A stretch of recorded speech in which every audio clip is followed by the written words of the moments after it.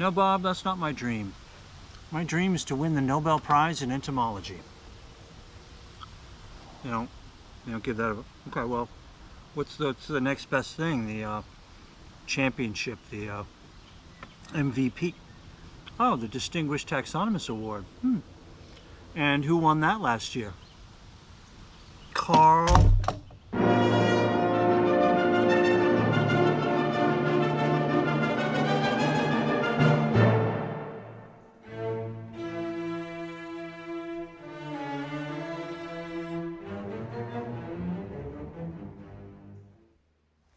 Bees of the genus Augochloropsis are found primarily in Central and South America.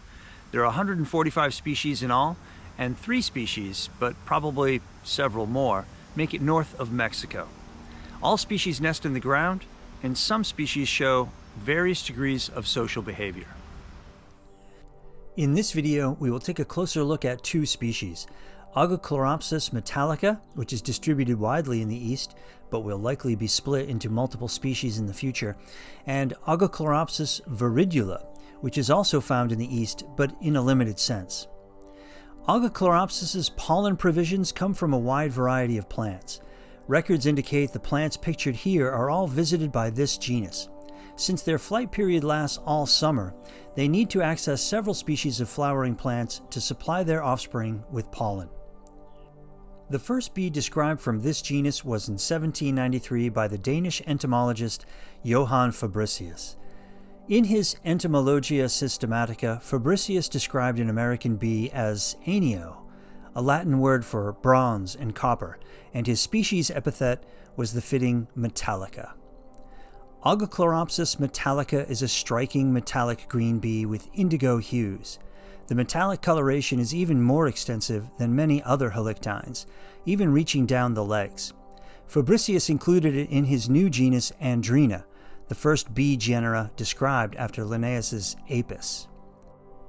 60 years after Fabricius described Andrena metallica, Frederick Smith in London created the genus Augochlora to include the brilliant metallic green bees brought back from New York by Edward Doubleday. One of these new species he named Augochlora viridula. Augochloropsis viridula is more of a brighter yellowish green than the bluish green of metallica. Viridula means green or greenish in Latin. It is likely that under favorable environmental conditions, this species will engage in social nesting behavior. As for size, metallica and viridula are smaller than worker honeybees, and typical for the genus. Females measure roughly 9 millimeters, and the males average about a millimeter less. 44 years after Smith, in 1897, Theodore Cockerell, while describing 2 new Augochlora bees from Mexico, separated Smith's Augochlora into 3 subgenera, one of which was given the name Augochloropsis. 9 years after Cockerell, in 1906, Kurt Schrottke, a German entomologist living in Paraguay, wrote New and Little-Known South American Bees. In this, Schrottke elevated Cockerell's subgenus to generic rank, created 2 subspecies for Augochloropsis, and described several new species of various bees of other genera. To know if you have Augochloropsis, you will first want to check your specimen's propodium. The similar genus Agapostemon has a noticeable encircling corinna. Augochloropsis has a complicated propodium that is clearly not encircled by a single corinna. Next, check the shape and color of the tegula. Augochloropsis has a large tegula that is narrow in front and broad in back, and is clearly metallic green. The similar Augochlorella has a simple oval-shaped tegula that is amber in color.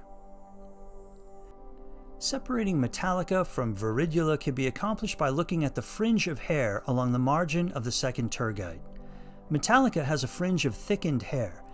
Viridula has a fringe of hair, but it is tawny brown and does not stand out as thickened. A great resource to identify specimens which may or may not be Augochloropsis is Zach Portman's 2022 Review of the Augochloropsis in the journal Zookeys. Portman's treatment is regional, but it covers much of North America and provides a superbly illustrated key to the commonly encountered metallic halictines in North America. Well, after we get you started, Good luck. As always, a special thanks go to the internet resources that make these videos possible, including the Biodiversity Heritage Library, Discover Life, and Iowa State University's Bug Guide. Look for them online.